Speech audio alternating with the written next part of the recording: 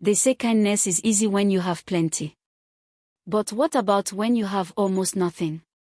This is the story of a young boy who gave away the only meal he had, and how life answered him in a way he never saw coming. Emeka was only 12, but hunger had aged him far beyond his years. He lived with his mother in a tiny room behind the market, and on most days, they ate once, sometimes not at all. But today, Mama Ada managed to buy a small wrap of rice. Nothing fancy. Just enough to share. She pressed it into his hands and said, "Emeka, go home and warm this. I'll join you soon." Emeka held it like treasure. It was the first real meal they had seen in 2 days.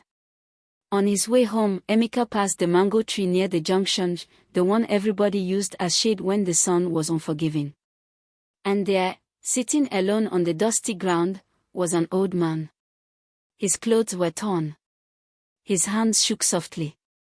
And his eyes, tired, sunken, empty. Emeka wanted to keep walking. His stomach was already complaining. But as he stepped forward, he heard the old man whisper to himself, "If only I had a little food today." The words froze him. Emeka looked at the old man. He looked at the food in his hand. Then he looked at the road to his house. He thought of his mother. He thought of their empty pots. But he also thought of what hunger truly felt like. And so, with a small breath, he knelt beside the old man and placed the warm paper-wrapped meal into his hands.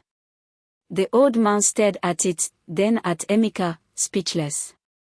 A tear rolled down his face as he whispered, "May life remember you, my son." Emeka smiled weakly and walked away, unsure if he had just done something foolish or something meaningful. That evening, Emeka reached home expecting his mother to be disappointed. But when he stepped inside, he found her staring at a large food basket on the floor, yam, beans, gari, rice, more than they had seen in months. Standing beside her was the shop owner from the junction. He said, "I saw what your boy did today. People like him deserve to be supported." He offered Emeka a scholarship to attend school and promised work for his mother. And from that day forward, Emeka learned something simple, but unforgettable. Sometimes, the little you give becomes the blessing that changes your life.